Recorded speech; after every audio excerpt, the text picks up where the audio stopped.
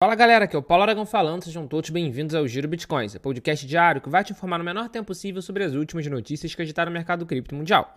Para começar o episódio de hoje, quinta-feira, dia 21 de agosto de 2025, aniversário do Clube de Regatas Vasco da Gama, cada unidade do Bitcoin está custando aproximadamente 113.500 dólares americanos, com uma queda ao longo das últimas 24 horas de 0,17%. Já o Ether, segundo maior criptoativo do mercado, está conseguindo uma boa valorização ao longo desse último dia, mesmo nesse ambiente de volatilidade. O Ether está com uma valorização de 2,5% ao longo do último dia, com cada unidade nesse instante em 4.300 dólares.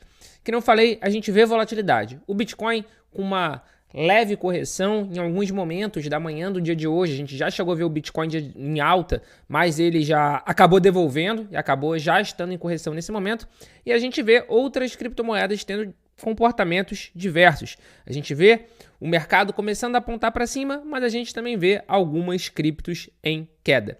E grande parte dessa queda claramente é por causa da mudança de sentimento macroeconômico. E isso a gente consegue ver muito claramente nos ETFs do mercado americano.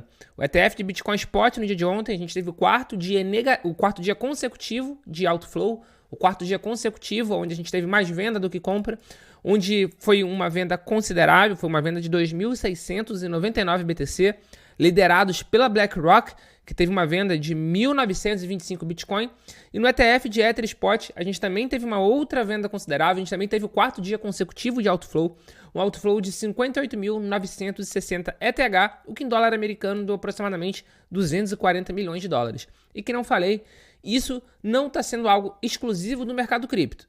A Bolsa Americana já está aberta há cerca de uma hora, já está com uma hora de operação no dia de hoje, 21 de agosto, e a gente já vê tudo em queda, em ligeira queda, mas tudo operando em queda. O S&P 500 está operando em queda de 0,2%, a Nasdaq operando em queda de 0,06% e a Dow Jones operando em queda de 0,25%. A gente consegue ver, como eu falei, o sentimento do mercado um pouco mais pessimista ao longo desses últimos dias. E grande parte disso, da queda do mercado financeiro de uma forma geral, é por causa do discurso do Jerome Powell que vai acontecer no dia de amanhã, sexta-feira, durante o encontro natural do Fed. Muita gente está esperando esse discurso justamente para entender quais vão ser as decisões do Fed na próxima reunião em setembro. O mercado estava muito otimista de que a gente teria um corte, uma redução da taxa de juros nessa reunião, só que os dados da inflação dos Estados Unidos acabaram deixando os investidores um pouco mais céticos. Inclusive, a gente consegue ver aqui na Polymarket, que é aquela casa de apostas descentralizada, aquele site especializado em mercados preditivos, a gente consegue ver que está despencando o percentual de redução da taxa de juros do Fed. No episódio de ontem, por exemplo, quando a gente gravou, estava na ordem dos 70%. Agora está nos 62%. Na semana passada, chegou a bater 81% que o Fed iria reduzir em 25 pontos. E agora caiu para 62%. Então, muita gente está acreditando que na próxima reunião do Fed a gente não vai ter uma redução e sim, na verdade, a gente vai ter o no change, ou seja, sem mudanças.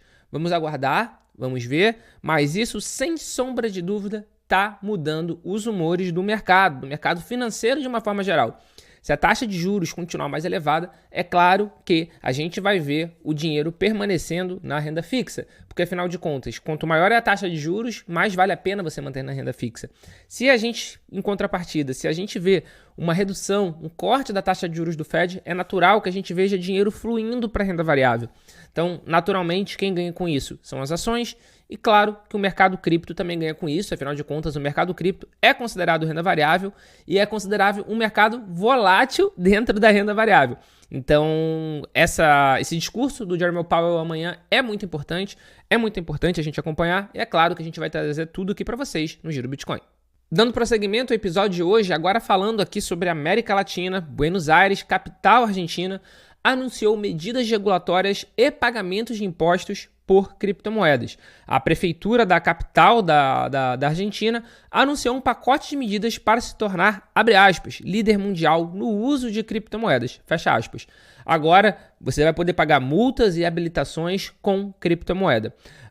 Isso é bem interessante, afinal de contas, eles estão também divulgando um arcabouço regulatório que eles vão tentar passar, eles vão tentar implementar com um claro objetivo de que a cidade se torne líder mundial em cripto.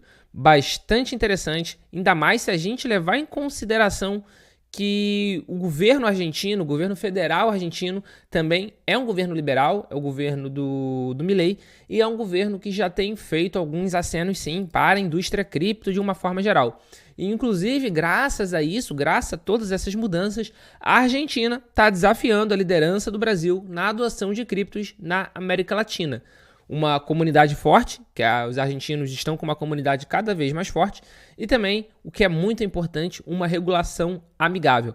Aqui no Brasil, a gente vê muita coisa negativa acontecendo sobre a parte cripto. A gente está tendo um debate muito intenso de aumentar a taxação dos criptoativos de uma forma geral, mas a Argentina está com um discurso um pouco mais amigável às criptomoedas, o que vai fazer, muito provavelmente, com que as atenções da América Latina, as atenções da Latam se virem para lá. E quem está falando isso, inclusive, não sou só eu, é o Luiz Haddad, pesquisador líder do relatório Blockchain Relatório Latam 2025.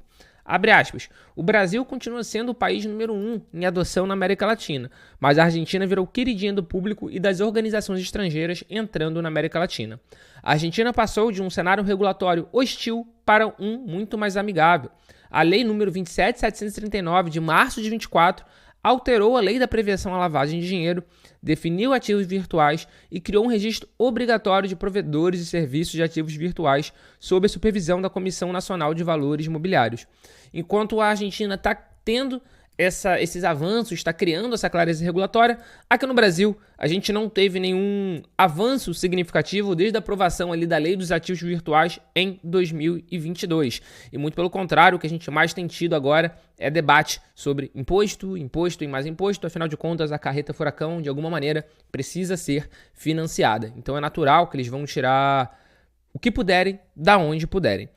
Uma coisa que evolui bastante no Brasil, e aí eu tenho que admitir, com muito orgulho até, porque afinal de contas o Brasil acaba sendo vanguardista em alguns produtos, é a nossa CVM. Para quem não sabe, inclusive, o Brasil foi o primeiro lugar do mundo onde a gente teve aprovado um ETF de Solana Spot, onde a gente teve alguns produtos relacionados a cripto aprovados e que foram negociados em bolsa. Então o Brasil ele está na vanguarda de muita coisa porque a CVM se mostrou bastante adepta à tecnologia cripto de uma forma geral. E agora a gente vai ter mais um ETF, agora um ETF de contratos futuros de Bitcoin na B3. E quem está lançando isso é o Nubank. O ticker de negociação desse ETF é o NBIT11. E é o Nubank, claro que através da sua gestora de fundos de investimento, que é a Nuasset, eles anunciaram no dia de ontem justamente esse lançamento. De acordo com o Nubank, o produto desenvolvido em parceria com a Nasdaq permite que investidores acompanhem a variação do preço da criptomoeda de forma prática e por meio de um fundo. Abre aspas. O NBIT11 foi desenvolvido como mais uma alternativa para investidores que desejam se expor ao mercado de criptoativos. Com exposição financeira ao preço futuro do Bitcoin, o ETF oferece acesso de forma simples e alinhada às práticas do mercado financeiro tradicional. Então, o NBIT11 está replicando o índice Nasdaq Brasil Bitcoin Futures, que foi criado exclusivamente para o lançamento desse ETF e que acompanha o desempenho dos contratos futuros de Bitcoin com um vencimento mensal mais próximo na B3. Vale ressaltar que na Bolsa de Valores, o contrato futuro de Bitcoin já movimentou mais de 2 trilhões de reais. Isso se considerando que foi lançado em abril do ano passado. Então a gente tem aí menos de um ano e meio. Então, movimento interessante do Nubank, ainda mais que a gente vê o Nubank cada vez mais mergulhado, o Nubank cada vez mais inserido no mercado cripto de uma forma geral. Você consegue comprar criptomoedas através do próprio aplicativo do Nubank de uma forma muito simples, a partir de R$1. E hoje em dia também é uma corretora de verdade, no sentido de que você consegue sacar as suas criptomoedas depois de comprar e consegue também depositar suas criptomoedas para poder vender lá. Então, é muito interessante, eles começaram apenas focando em Bitcoin e Ether, mas depois eles expandiram para Solana, Ripple e USDC, e agora em março de 25 eles ampliaram ainda mais, possibilitando que você negocie Cardano, Near, Atom e Algorand. Mas vale ressaltar que apesar de você poder fazer o swap, ou seja, poder fazer o trade entre um ativo e outro também, entre BTC e Ether, por exemplo, não são todos os criptoativos que você consegue depositar e sacar para uma carteira externa. Se eu não me engano, atualmente você já consegue fazer isso para Bitcoin, Ether e Solana. Esses você já consegue ter um funcionamento pleno de corretora, onde você consegue depositar e sacar a sua cripto para uma carteira externa. Esse foi o Giro Bitcoin de hoje. Chegou até agora aqui no episódio. Deixa o seu like, se inscreve no canal, dá o rating no podcast, passa a seguir a gente se você estiver escutando a gente por algum streaming de música, que isso ajuda muito a continuidade do nosso trabalho. Muito obrigado pelo seu apoio e a gente já tem um encontro marcado aqui no nosso episódio de amanhã, sexta-feira. Valeu!